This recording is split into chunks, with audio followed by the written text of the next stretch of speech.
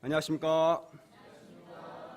부활의 새 아침이 밝았습니다. 예. 부활의 새 아침을 허락하신 주님께 감사 찬송을 돌려드립니다. 오늘을 많은 분들이 기다리고 계셨겠지만 누구보다 우리 진현 목자님이 기다리셨을 것 같습니다. 정한 목자님이 한 주간 새벽 기도 부장을 맡아서 밤새서 양식 말씀을 준비하고 새벽 기도를 인도함으로 집에를 안 들어와서 얼굴을 볼 수가 없었다고 합니다. 이제는 마음껏 보시길 바랍니다. 고난 주간 특별 새벽 기도를 허락하시고 우리 많은 목자님들, 형제 자매님들 동참케 하시고 은혜를 주셔서 감사합니다.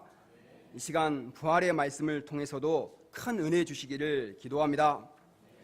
요절 말씀으로 57, 58절 같이 읽고 제가 기도하고 시작하겠습니다. 시작. 우리 주 예수 그리스도로 말미암아 우리에게 승리를 주시는 하나님께 감사하노니 그러므로 내 사랑하는 형제들아 견실하며 흔들리지 말고 항상 주의 일에 더욱 힘쓰는 자들이 되라. 이는 너희 수고가 주 안에서 헛되지 않은 줄 알미라. 하나님 아버지, 부활절을 허락하시고 또 2주에 걸쳐서 부활절 말씀을 묵상하고 공부하는 가운데 부활의 놀라운 비밀 또 진리를 깨닫게 하셔서 감사합니다. 이 시간 저에게 다시 한번 겸손한 마음을 주시고 성령의 충만함을 허락하셔서 부활의 진리가 저희의 심령에 강력하게 역사할 수 있도록 도와주시기를 간절히 기도합니다. 저희가 부활신앙으로 이 땅에서의 모든 어려움과 역경을 이기고 승리하는 종들이 될 수 있도록 인도해 주시기를 기도합니다. 이 시간 제인이 너무나 부족합니다. 붙으셔서 다만 부활의 말씀이 선포될 수 있도록 도와주십시오. 예수님의 이름으로 기도드렸습니다. 아멘. 우리는 지난주 말씀을 통하여 죽은 자의 부활은 확실하다는 것과 부활신앙으로 사는 삶은 어떤 삶인지 배웠습니다. 먼저 예수님은 우리 죄를 위하여 성경대로 십자가에 죽으시고 장사 지낸 바 되셨다가 성경대로 3일 만에 부활하셨습니다. 예수님께서 죽음을 이기고 부활하심으로 우리의 죄의 문제가 완전히 해결되었음을 보여주셨습니다. 예수님의 부활은 성경대로 이루어졌고 부활하신 예수님을 목격하고 변화된 제자들을 통하여 확실하게 증거되었습니다. 이 예수님의 부활을 목격한 바울은 충만한 부활 소망 가운데 나는 날마다 죽노라 단언하며 주와 복음을 위한 헌신된 삶을 살았습니다. 그리고 부활이 없다고 하는 악한 동무들에게 속지 말고 깨어 의를 행하고 죄를 짓지 말도록 권면하였습니다. 오늘 말씀은 부활의 구체적인 내용으로 몸이 부활한다는데 그럼 어떻게 부활하는가? 또 장차 부활할 몸은 어떤 몸인가에 대한 말씀입니다. 더 나아가 마지막 부활 때의 영광과 승리에 대한 말씀입니다. 이 시간 말씀을 통해 장차 부활할 우리의 몸이 얼마나 영광스러운지 또 부활 때의 승리가 얼마나 감격스러운지 배우고 이 시간 부활 소망으로 충만할 수 있기를 기도합니다. 35절을 보십시오. 누가 묻기를 죽은 자가 어떻게 다시 살아나며 어떠한 몸으로 오느냐 하리니 우리의 육신은 죽으면 땅에 묻히게 되고 결국은 한 줌의 흙으로 돌아갑니다. 또한 화장된 시신은 재로 변해버립니다. 교통사고나 전쟁 등 불의의 사고로 인해 사지가 떨어져 나가 보기에 흉하게 되는 경우도 있습니다. 이런 분들은 부활의 때에 어떻게 다시 살게 되는 것입니까? 또 어떤 사람들은 너무 뚱뚱하거나 키가 작다는 이유로 자학하며 깊은 운명주의에 빠져 괴로워하는 분도 있습니다. 만일 우리가 부활의 때에도 키가 작고 뚱뚱한 모습으로 부활한다면 부활에 대해서 이렇게 고민을 많이 할 것입니다. 사도 바울은 이 질문에 대해서 어떻게 대답하고 있습니까? 36절을 보십시오. 어리석은 자여 내가 뿌리는 씨가 죽지 않으면 살아나지 못하겠고 바울은 그리스도의 부활에 대해 의심을 갖는 사람들에게 먼저 어리석은 자라고 말하고 있습니다. 그리고 나서 자연 법칙의 씨앗을 예로 들어 부활의 비밀을 설명하고 있습니다. 땅에 뿌린 씨앗은 어떻게 다시 살아납니까? 첫째로 뿌린 씨는 죽어야 다시 살아납니다. 씨앗이 땅에 떨어져 죽을 때 비로소 새로운 생명을 탄생시키는 것처럼 우리의 생명도 새롭게 태어나기 위해서는 육신이 죽고 썩어져야 합니다. 둘째는 씨를 뿌릴 때는 종자만 뿌리지만 하나님께서 그 뜻대로 새로운 형체를 주십니다. 37, 38절 말씀입니다. 이렇게 따사로운 봄날에 나팔꽃 씨를 뿌린다고 생각해 봅시다. 이게 나팔꽃 씨인데요. 뿌려진 씨는 썩게 되고 어느 정도 때가 되면 이렇게 아름다운 나팔꽃이 피어나게 됩니다.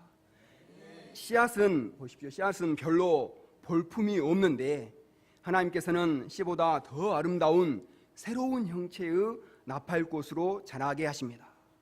다른 씨들도 보면 너무나 작고 보잘것이 없는데 거기서 나온 꽃들은 너무나 아름답습니다. 해바라기, 봉선화, 채송화, 민들레 등등 하나님이 하찮은 씨에서 저렇게 아름다운 꽃을 주셨다면 만물의 영장인 우리 인간에게는 장차 얼마나 영광스러운 형체를 주시겠습니까? 기대가 되지 않습니까? 엊그제 생일을 맞은 우리 인실 목자님은 전지현보다 더 아름답게 변화될 것입니다. 미림 목자님은 한이슬보다 더 아름답게 변화될 것입니다.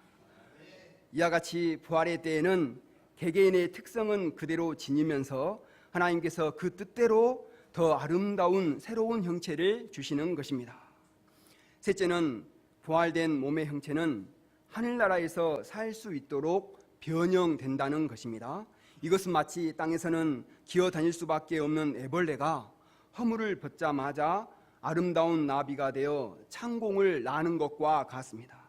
하나님은 호랑이는 땅에서 살 수 있도록 네 다리를 주셨고 독수리는 하늘을 날 수 있도록 날개를 주셨습니다. 현재 우리 몸은 이 땅에서 잘 살도록 지음을 받았지만 죽은 후에는 하늘나라에서 잘 살 수 있도록 변형된다는 것입니다.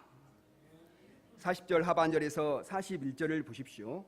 이 땅에서 해의 영광, 달의 영광, 별의 영광, 별과 별의 영광이 다 다릅니다. 맨 눈으로 보면 이 별이나 저 별이나 똑같아 보이지만 만원경으로 보면 하나도 같은 별이 없습니다. 이와 같이 우리가 부활할 때 받게 될 영광도 서로 다를 것입니다. 정든 고향을 떠나서 이방 나라에서 죽도록 충성하시는 선교사님들의 영광은 아마 해와 같이 빛날 것입니다. 본국에서 직장생활을 감당하고 또 가정생활을 감당하며 힘든 학생의 전공을 감당하면서도 주와 복음을 위해 헌신하는 목자님들은 달의 영광과 같이 빛날 것입니다. 아침이면 센터에 고난주간을 맞아서 며칠간 밤을 새가며 새벽 양심 말씀을 준비하신 우리 정한 목자님은 별과 같이 빛날 것입니다. 아침이면 센터에 출근해서 사랑방 청소부터 해서 밤늦게까지 풀타임으로 섬기고 있는 경동 목동님도 별과 같이 빛날 것입니다. 우리 목자님들 모두 해와 달이나 별의 영광 중에 하나가 될 것입니다. 이것은 우리가 하나님 역사에 어떻게 충성했느냐에 따라 주어지는 영광입니다. 우리 모두가 이왕이면 해의 영광을 가질 수 있도록 주님 역사에 더욱 충성할 수 있기를 기도합니다. 바울은 씨 뿌리는 비유를 통해 죽은 자들의 부활의 원리에 대해 설명하였습니다. 그리고 이제 그 몸이 어떤 몸으로 살아나는지 구체적으로 설명하고 있습니다. 42절에서 44절을 같이 읽어보겠습니다.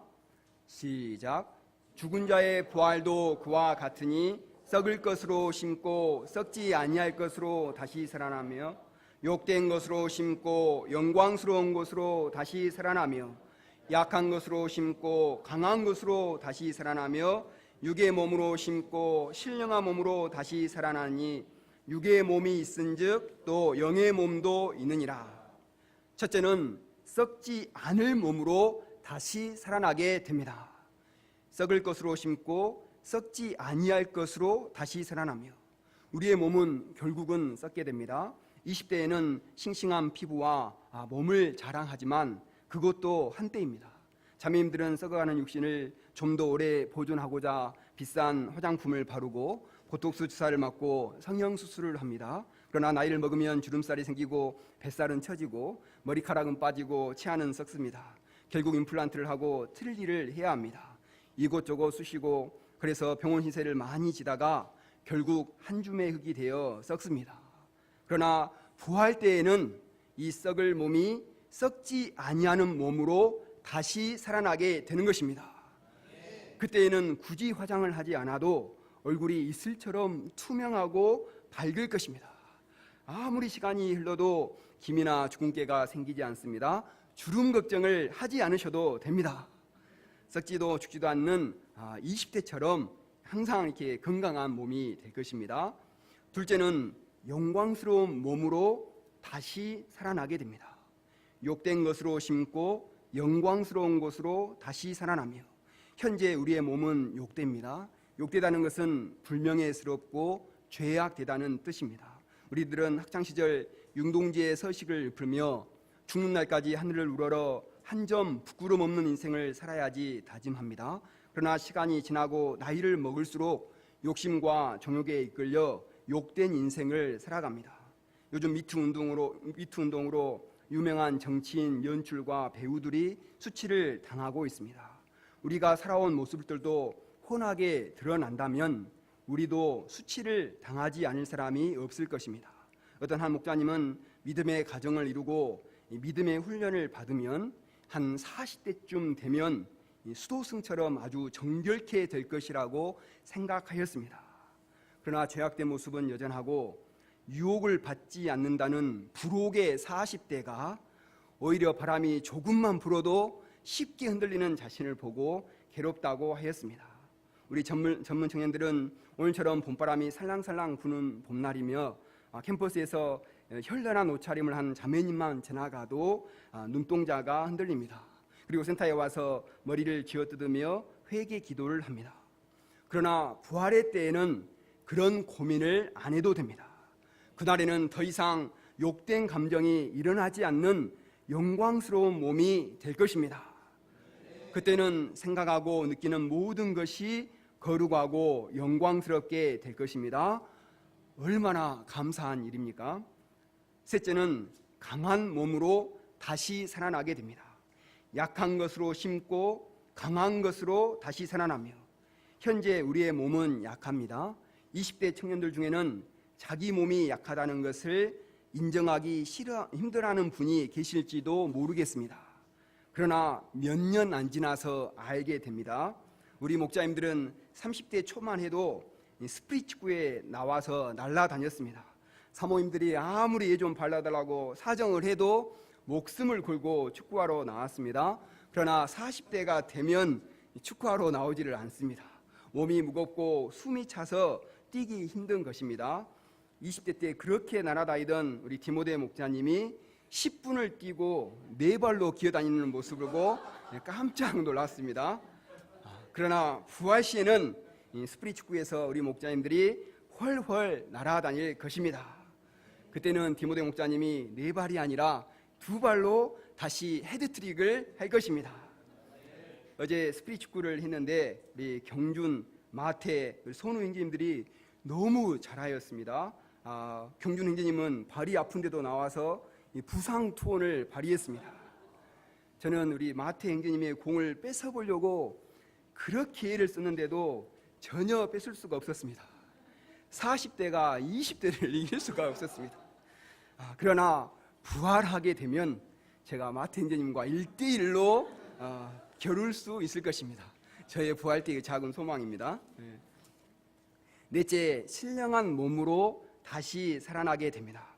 육의 몸으로 신고 신령한 몸으로 다시 살아나나니 현재 우리의 몸은 육의 몸을 입고 있기 때문에 시공간의 제약이 참으로 많습니다. 시간에 매이고 공간의 한계에 매입니다. 그러나 부활의 날에는 신령한 몸으로 변화됩니다.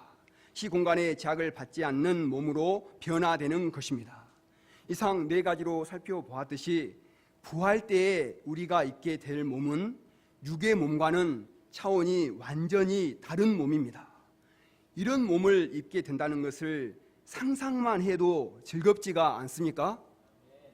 이것도 부활의 몸을 다 표현 못한 것입니다. 부활의 몸은 우리가 상상할 수 없을 정도로 아름답고 영광스럽고 신령한 몸으로 우리가 사모해야 할 것입니다. 그럼 우리가 이런 신령한 몸을 어떻게 입을 수 있는 것입니까? 45절을 보십시오. 기록된 바 첫사람 아담은 생명이 되었다 함과 같이 마지막 아담은 살려주는 영이 되었나니, 창세기 2장 7절에 나오듯이 첫사람 아담은 흙으로 빚어지고 하나님으로부터 생기를 받아 살아 움직이는 존재가 되었습니다.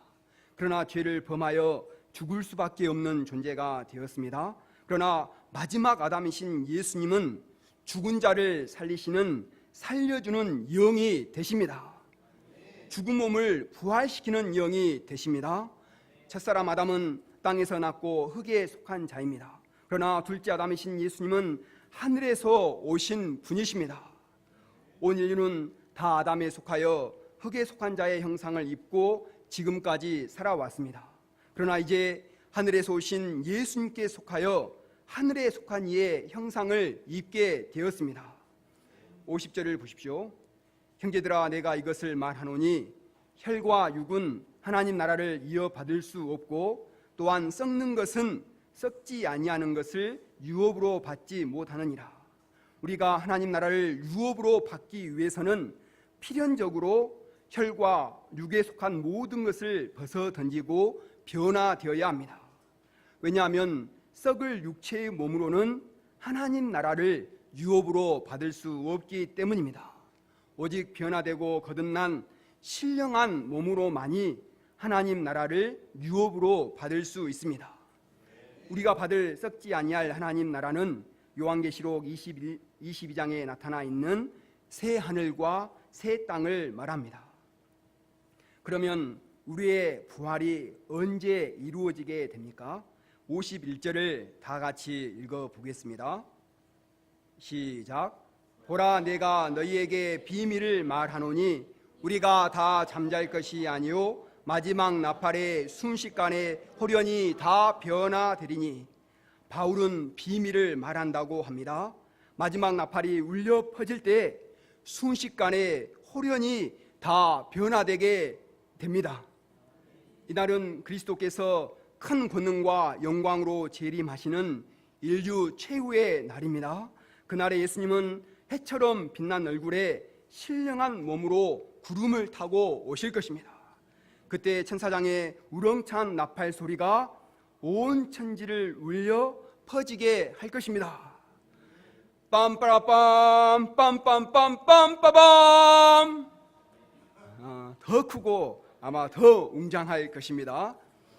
데살로니가전서 4장 16, 17절은 이날을 이렇게 말씀하고 있습니다. 주께서 호령과 천사장의 소리와 하나님의 나팔 소리로 친히 하늘로부터 강림하시리니 그리스도 안에서 죽은 자들이 먼저 일어나고 그 후에 살아남은 자들도 그와 함께 구름 속으로 끌어올려 공중에서 주를 영접하게 하시리니 그리하여 우리가 항상 주와 함께 있으리라. 이 날은 믿는 자들에게 생애 최고의 날입니다. 이날 우리는 그토록 사모하던 예수님을 만날 것입니다. 그리고 예수님은 우리를 새 하늘과 새 땅으로 인도하실 것입니다.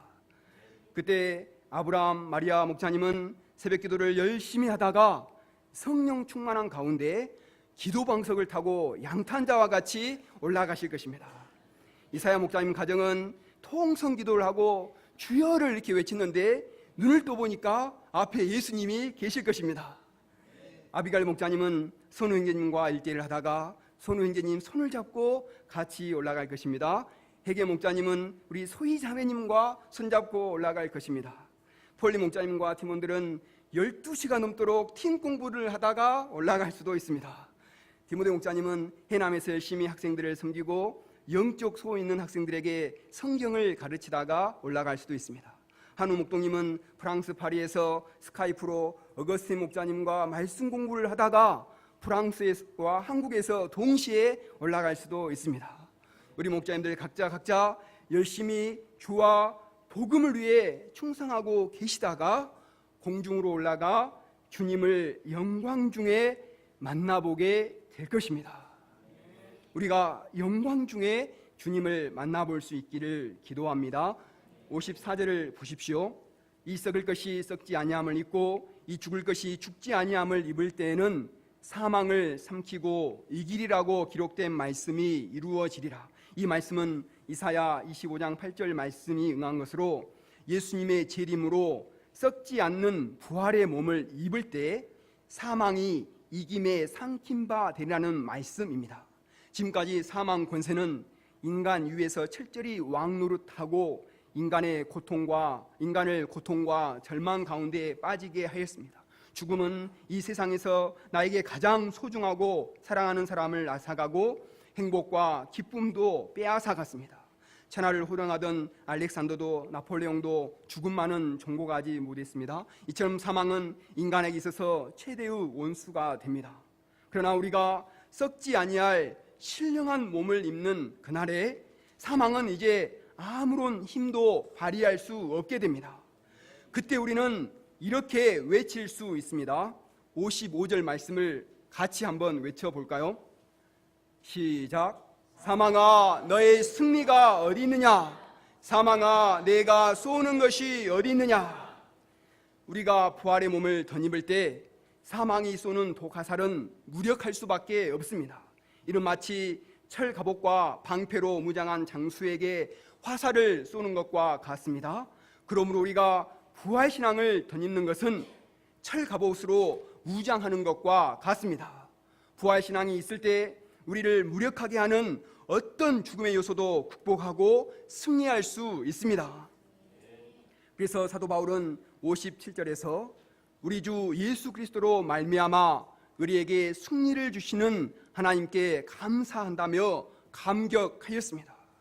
우리가 부활하신 예수님으로 말미암아 죽음을 이기고 승리할 수 있는 것은 하나님의 큰 은혜입니다. 우리에게 영원한 승리를 주신 하나님을 찬양합니다. 많은 사람들이 평소에는 천하를 호령할 것처럼 난리를 떨지만 죽음 앞에서는 벌벌 떱니다. 신자들을 많이 죽인 프랑스 왕 찰스 9세는 죽으면서 나는 망하였구나, 분명히 그렇다 하며 두려워했습니다. 무신론자 볼테르는 평소에는 그렇게 신자들을 비난하다가도 임종시에는 나는 하나님과 사람에게 버림을 당하였다, 나는 지옥으로 간다고 외쳤습니다. 그러나 천국 부활소망으로 가득 찼던 LD 무디는 땅은 물러가고 하늘은 열린다고 말했습니다. 데이비드 브레이너드 선교사님은 나는 영원한 세계로 들어가노라, 영원한 세계는 생각만 해도 좋구나 라고 외쳤습니다. 사도 바울은 내가 선한 싸움을 싸우고 나의 달려갈 길을 마치고 믿음을 지켰으니 이제 후로는 나를 위하여 의의 면류관이 예비되어 있으리라고 말했습니다.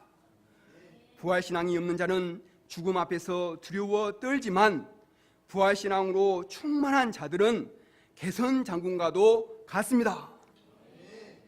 바울은 지금까지 우리가 이해하기 쉽도록 죽은 자의 부활과 또 부활의 영광과 최후의 승리에 대해 구체적으로 설명하였습니다. 그러면 부활신앙을 가진 우리는 이 시대를 어떤 자세로 살아가야 합니까? 바울은 부활 메시지의 결론으로 다음과 같이 권면하고 있습니다. 58절을 다 같이 읽어보겠습니다. 시작. 그러므로 내 사랑하는 형제들아 견실하며 흔들리지 말고 항상 주의 일에 더욱 힘쓰는 자들이 되라. 이는 너희 수고가 주 안에서 헛되지 않은 줄 알미라. 첫째로 견실하며 흔들리지 말아야 합니다. 견실하다는 것은 자기 스스로 확신을 굳게 하는 것입니다. 또 흔들리지 말라는 것은 외부로부터 흔들림을 당하지 말라는 것입니다. 우리는 내가 체험한 십자가와 부활의 진리를 확신해야 합니다. 그리고 굳게 붙들어야 합니다. 세상 철학이나 이단의 가르침에 미혹되지 않고 또 세상의 풍조에 흔들리지 말아야 합니다. 세상은 끊임없이 우리들에게 죽으면 끝이야, 부활이 어디 있어 하며 이 땅에서 편하게 먹고 마시고 쾌락을 즐기며 죄를 즐기며 살라고 유혹합니다. 그러나 우리는 이 땅이 전부가 아님을 알고 있습니다. 영원한 부활의 세계가 있음을 알고 있습니다. 그러기에 찰나에 불과한 이 땅의 쾌락을 기꺼이 부인하며 살아갈 수 있는 것입니다. 둘째, 항상 주의 일에 더욱 힘쓰는 자들이 되어야 합니다. 항상 힘쓴다는 것은 20대 학생 때든 30, 40대 학사 때든 또 60, 70대 노인의 때든 한결같이 힘쓰는 것을 말합니다. 또 복음 역사가 잘 될 때든 안 될 때든 한결같은 자세로 섬기는 것을 말합니다. 더욱 힘쓰는 자들이 되라는 말씀은 신앙의 연수가 쌓일수록 주의 일에 더욱 힘쓰라는 것입니다. 실제로 사도 바울은 세월이 흐르고 백발이 성성에 갔지만 부활의 소망을 붙들고 예수 그리스도의 죽음까지 본받고자 하는 마음으로 더욱 주의 일에 헌신하였습니다. 우리가 이렇게 항상 주의 일에 힘쓸 수 있는 이유가 무엇입니까? 그것은 우리의 수고가 주 안에서 결코 헛되지 않기 때문입니다. 세상의 일들은 그 당시에는 대단히 중요한 일들처럼 보입니다. 그래서 사람들이 죽기 살기로 세상 일에 수고를 합니다. 돈을 벌고자 사람들이 얼마나 악착같이 수고를 합니까? 대학생들도 이것저것 하는 일들이 엄청 많습니다. 그러나 세상 일들은 지나가 보면 다 헛되이 수고할 때가 많습니다. 이렇게 저렇게 인생의 의미를 부여해 보지만 결국 인생의 마지막인 죽음 앞에 하나님의 심판대 앞에 서게 되면 아무 할 말이 없는 것입니다. 그러나 주 안에서 하는 수고는 헛된 것이 하나도 없습니다. 하나님께서 모두 기억하시고 생명책에 기록하시기 때문입니다. 그리고 하나님 나라에서 영광으로 보상하십니다. 그날 그리스도를 위하여 흘린 눈물은 위로를 받을 것입니다. 자기를 부인하며 복음을 증거하고 말 안 듣는 양들을 위해 노심초사하며 섬겼던 수고들, 또 불신자들로부터 받은 오해와 핍박 등 다른 모든 것에 대해 영광의 상급으로 보답을 받을 것입니다. 하나님은 하나도 빼먹지 않고 놓치지 않고 잘하였다, 착하고 충성된 종아 인정하시며 위로해 주실 것입니다. 우리의 수고가 주 안에서 결코 헛되지 않는다는 것을 알고 믿을 때 우리는 흔들리지 않고 항상 주의 일에 더욱 힘쓰는 자들이 될 수 있습니다. 저와 여러분이 흔들리지 않고 항상 주의 일에 더욱 힘쓰는 자들이 될 수 있기를 기도합니다. 결론적으로 작은 씨앗에서 아름다운 꽃이 피어나듯 우리의 육체도 장차 영광스러운 몸으로 부활하게 됩니다. 예수님께서 천사장의 나팔소리와 함께 재림하실 때 주를 믿는 우리 모두는 다 영광스러운 몸으로 부활하게 될 것입니다. 이 최후 승리를 믿는 우리는 부활신앙 위에 굳게 서서 견실하며 흔들리지 말며 항상 주의 일에 더욱 힘쓰는 자들이 될 수 있기를 기도합니다. 주와 복음에 드린 수고만이 헛되지 않음을 확신하고 현재 우리에게 맡겨주신 봄학기 캠퍼스 복음 역사와 세계 선교에 한결같이 충성할 수 있기를 기도합니다. 요절 말씀 같이 읽고 기도하고 마치겠습니다. 시작.